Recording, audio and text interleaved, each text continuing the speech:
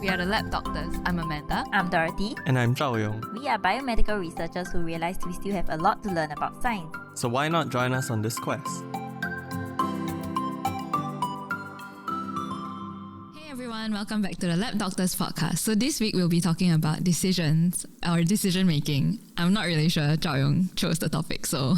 Well, they say that it's confidence in decision making or confidence of the decisions you made. Or the lack thereof. Or the lack thereof. But I found it really interesting because I constantly doubt my own decisions. I don't know whether or not people do that in general. So let's just start with the definition of confidence. Oh, that's a definition. Yeah. Great. But like specifically in a more scientific way, Okay. it is basically the ability to evaluate the quality of our own decisions in the absence of immediate feedback. So Okay. does that make sense? Can you repeat? So it's That was a long sentence.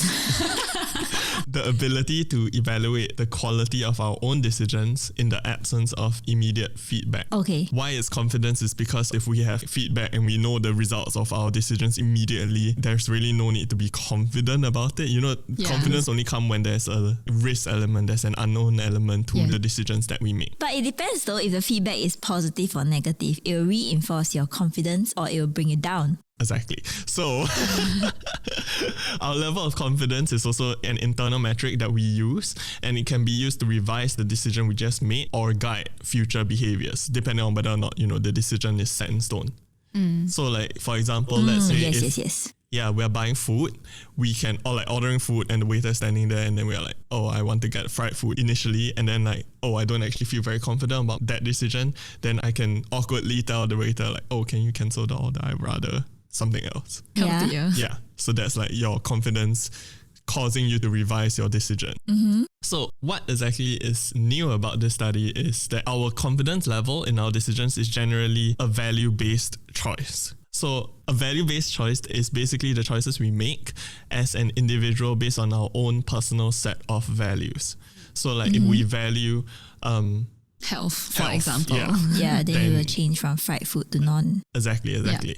So because these are all value-based, they are highly subjective and they are hence like kind of hard to study because it's subjective. So how do you study a subjective effect if everyone's values are different? Yeah. So that's one of the issues of studying value-based choices. So the other issue with value-based choices is that kind of unbiased alternative is required to kind of prompt value-based decision-making. Does that make sense? Say again, No. unbiased what? An unbiased alternative choice must be presented because let's say if I only give you one choice, that really isn't exactly a choice. Yeah, Like, okay. you need an immediate alternative that kind of needs to be unbiased in the sense that I cannot give you like anything that sways your decision. Yeah. If not, the decision is not... It's not value-based, it's not Yeah. your own decision anymore. And you can't really control that subjective value-based choice anymore because let's say if I put an apple and a hot dog in front of you and then the hot dog is slightly in front of the apple, it kind of suggests to you that maybe I should pick the hot dog. Oh, But yeah. yeah, but it needs to be unbiased in the sense they need to be exactly the same. It kind of feels exactly the same. Like it doesn't matter what I choose other than my own values. Yeah.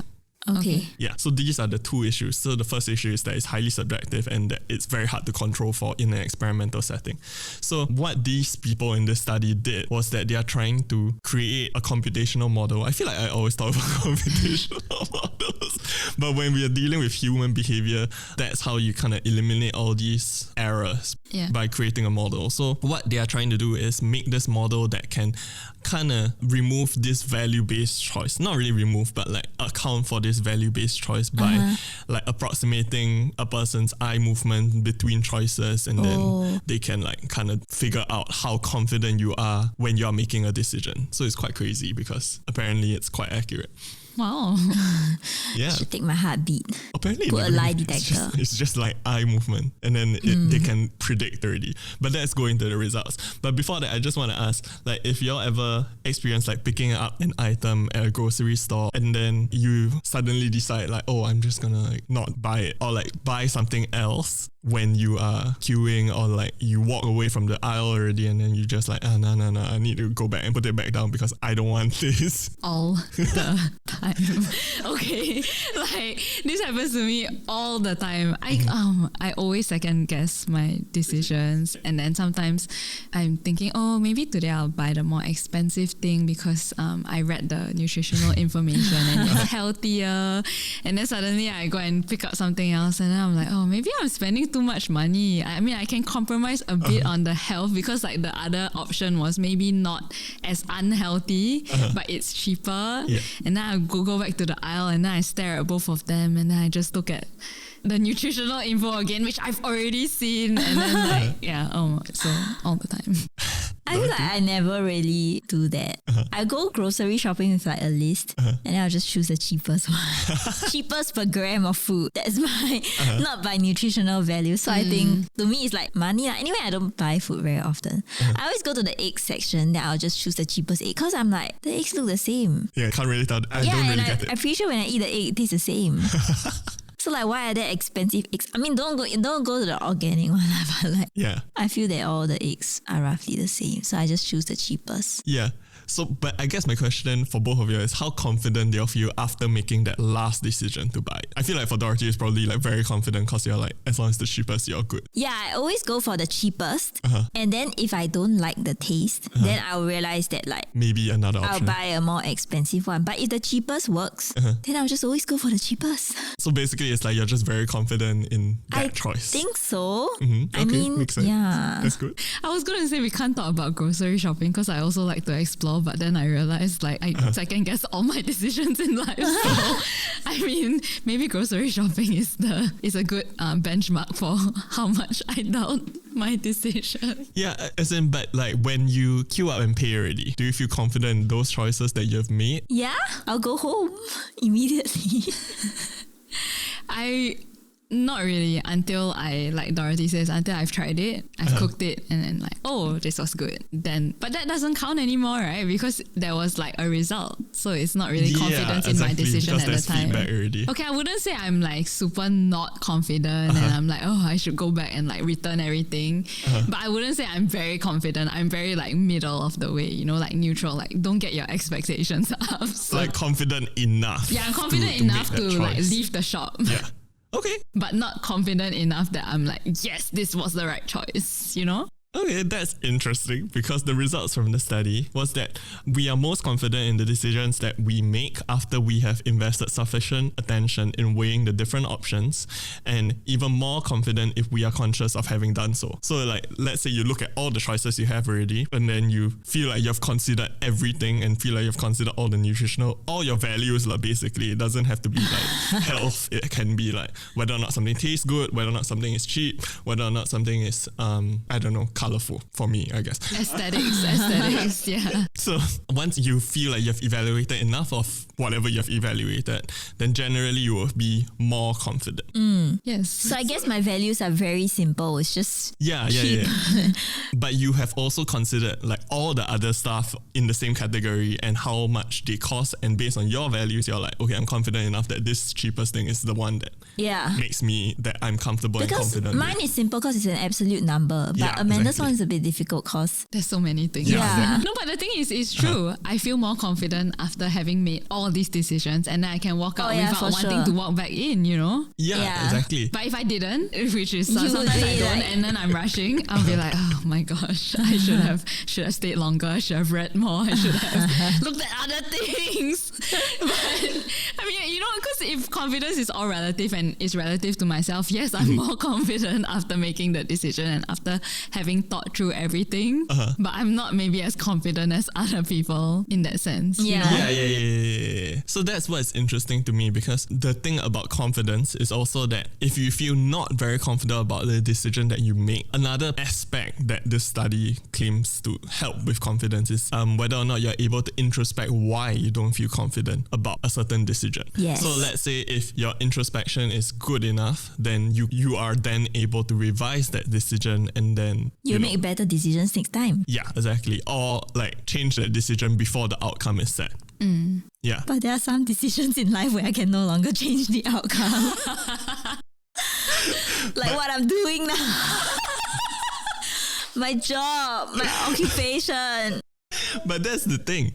So like with introspection, then you will be able to kind of suss out why you're not confident about this decision. Supposedly. Yeah, but I can't change anything. Yeah, but then you can change, like, let's say your future, in the sense that when you make a decision, all of these things will come into account. And Okay, then fair it will enough. affect the confidence of your next decision. Fair enough. Yeah. That's true. It can affect how I feel better about myself, but it doesn't mean I'll be 100% better about myself. Yeah. So if you don't understand, it's like, let's say I feel like this job as a researcher is not for me. Of course, if I look back, I'll be like, I wanted to be like a healthcare worker in terms of like on the ground, like either a doctor or a nurse. But now I'm just behind the lab. It's still healthcare, but it's like, then I'll be thinking like, I don't like research job because, no, I like research job, but I don't like having a PhD because you need the degree to progress in this field, but I hate reading. So like, this is not for me. And then I always question myself like, if I was somebody else, if I had another job, it would be more fun. But I can't change it because like I've already taken a PhD and I need this paper to to be progress this in job. life. Yeah. Better. I mean, not that normal people don't progress. As in like just in biomedical or like life science, like if you just want to stay in research, Yeah. you just need that paper. Yeah, which it's damn annoying. So, and then with that paper comes more responsibility, and I'm like always questioning if I really want to do this. and also more expectations because people are Yes. like, oh, you have a PhD, you Yeah, should and be they think very you're good very at tight. reading. But And I'm not.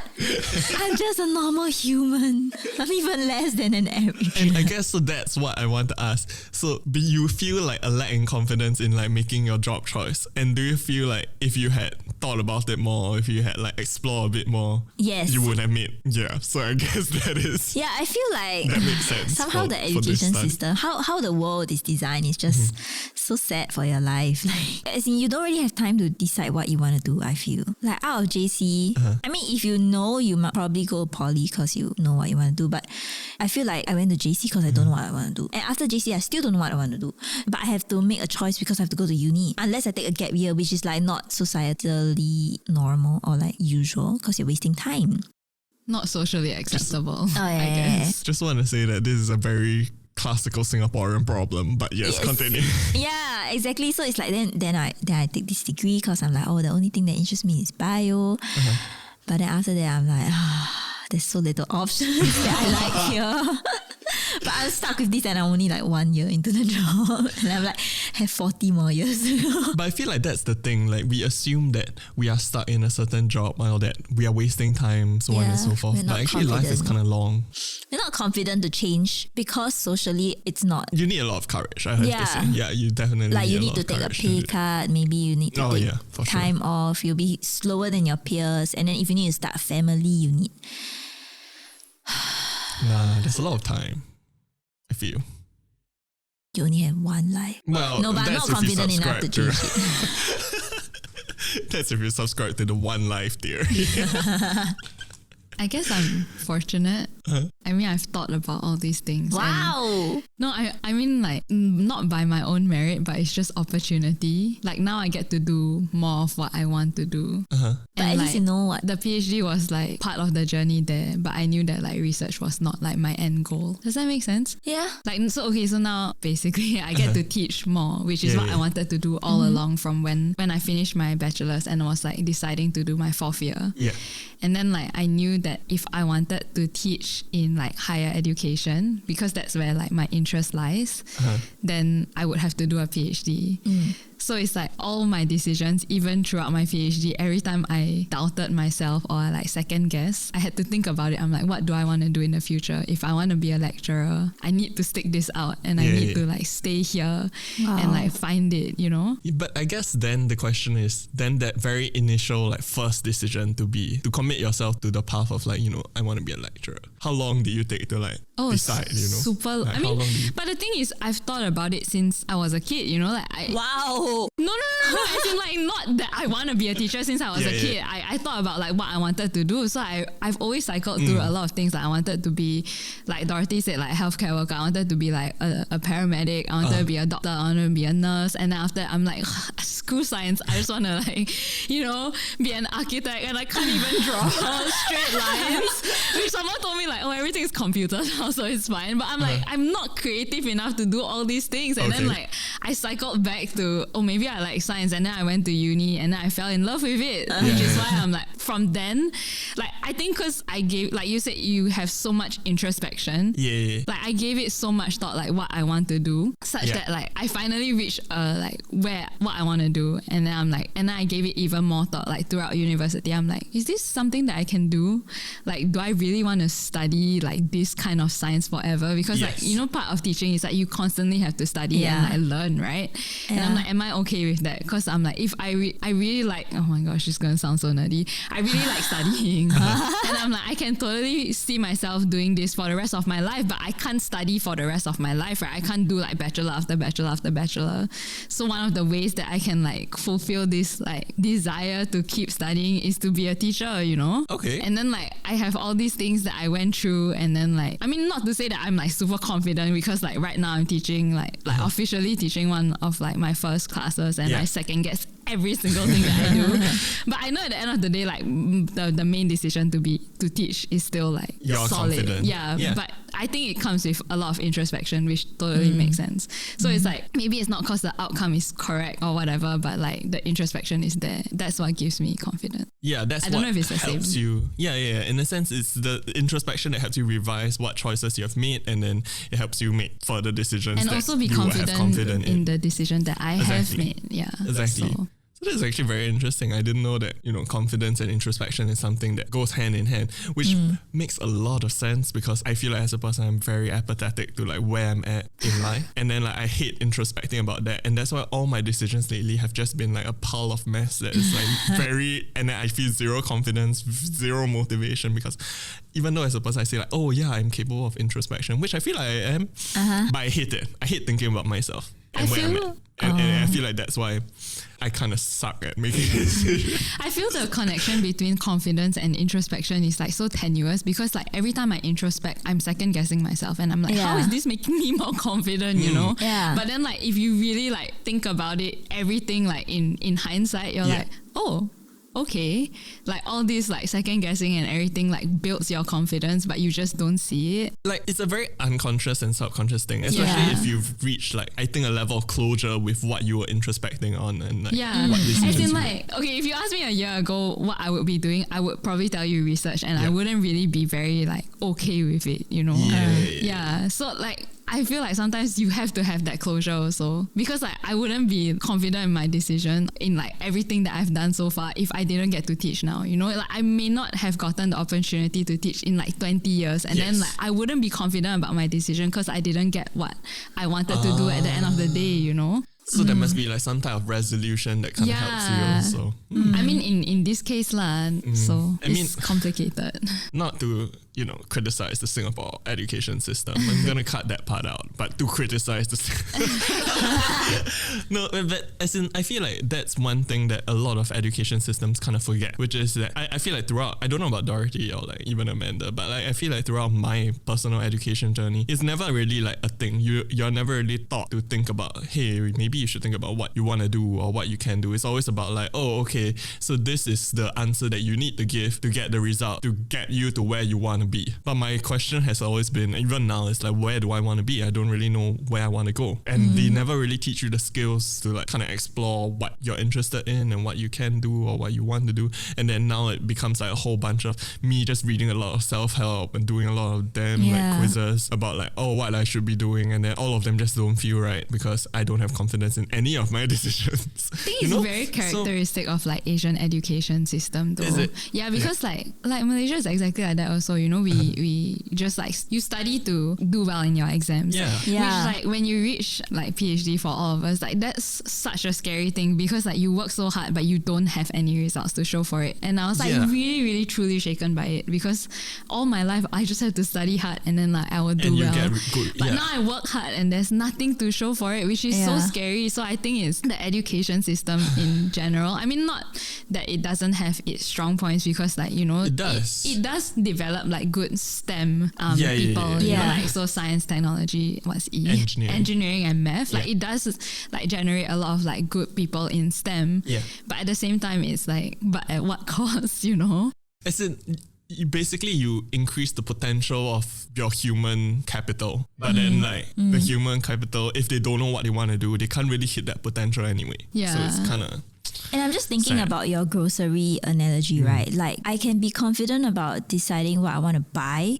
Like out of all the eggs, which one do I want to buy? Because I know all the eggs are there. Yeah. But like in my life, I don't know what options I have. As in Exactly. when you're young, you'll be like, oh, I want to be policeman, I want to be firefighter, I want to be doctor. It's like very, very generic Yeah. known roles. But when you go into the world, there's just so many things you can do. And nobody tells Exactly. me what's the job out there. Even for like after you take a PhD, what is the list of things I can do? I only know like if I go to a certain person's talk and they're like, oh, I'm doing this from a PhD. Then the other person is like, yeah, I'm doing this other thing from a PhD. But you'll never know the entire list. And therefore I wouldn't know, I don't have confidence in my current status, like with my current job. I don't know if I'm truly happy. No, I'm not truly happy. But, but I don't know where I want to go because I don't know the options. Which is the whole part about confidence and alternatives. Yeah, you because you need- don't know the alternatives. You need the alternatives. And the part about the immediate feedback, I feel like after Amanda talked so much just now about how she decided, I feel like I should have talked to her before I decided anything because I would feel that immediate feedback would help me gain confidence.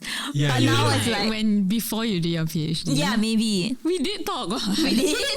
I mean, you did ask me, right? I feel like we weren't that close back Okay, yeah, then. I mean, like we probably wouldn't have gone into like how deep, and like I feel like at that time you don't really know. So Yeah, exactly. Like honestly, my first year of Yeah. PhD, like I'm like, okay, I kind of know I want to teach, but I never told anyone, and I wouldn't have told you also because I'm like, if I You say still don't know. if Yeah. I say it out loud, then I have to stay Makes with it real. Yeah, it makes it real, you know. So like that's why I say like resolution is like part of it also, because like if I didn't have closure, I wouldn't like be confident as well.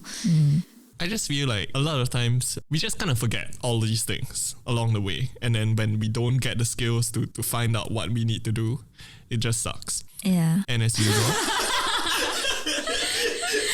I don't know, is Is that... there a conclusion? That's not my conclusion, but do you have anything else? So it boils down to really like, what decision am I making? I feel, does it really yes. affect my life? Yeah. Big. And so of course the smaller decisions won't really kill me deep down inside, but the big ones would.